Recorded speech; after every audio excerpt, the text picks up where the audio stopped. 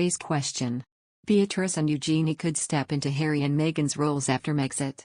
Princesses Beatrice and Eugenie are known to sympathize with their cousin Prince Harry and have had a close relationship with him for a long time.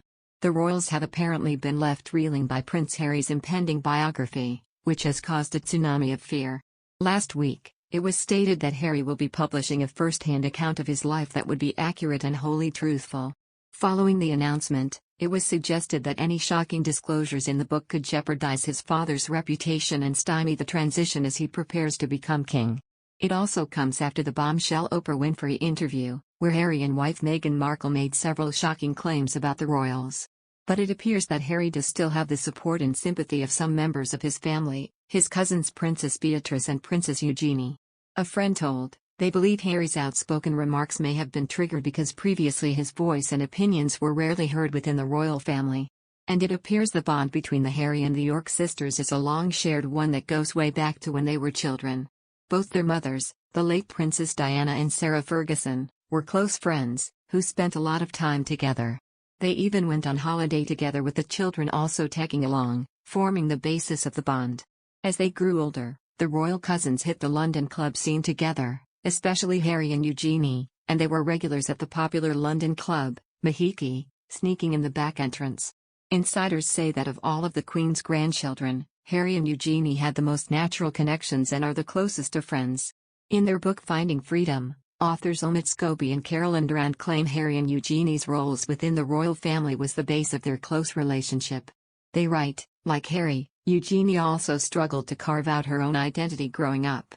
Not being in a senior role meant that she had to go out into the world and find her own path, which she has done, moving to New York in 2013 to work at Paddle 8, the auction house run by Misha's husband and Harry's friend Alexander. Harry had always confided in his cousin when it came to the women in his life. Not only did he trust her implicitly, but friends say that she gives great advice and has always been beyond wise for her years. And due to this bond, Eugenie was one of the first people Harry told about Meghan, and he was keen to introduce them.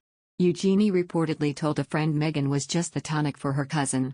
However, Eugenie is said to have played a key role in news of Meghan and Harry's relationship being made public. They managed to keep their blossoming love secret for several months, only telling their closest family and friends and swapping fancy date nights for takeaways at home. But in October 2016, news of their relationship was made public. And according to Finding Freedom, the leak may have come from someone who works for Eugenie and her dad Prince Andrew. The authors write, the Sunday Express was going to run with the story of their relationship, and the tabloid was rumored to have been tipped off by an employee of none other than Eugenie and her father, Prince Andrew. Eugenie is extremely close to her cousin Harry, so it's likely that she was upset when she found out what happened, even though it wasn't her fault. More recently, since Harry's move away from the UK to California, he and Meghan allowed Eugenie and her husband Jack Brooksbank to live in Frogmore Cottage at Windsor. In fact, when Harry traveled back to the UK for Prince Philip's funeral and for the unveiling of the Princess Diana statue, he is said to have isolated at Frogmore Cottage with Eugenie and Jack, who have a young son named August, due to COVID-related travel restrictions.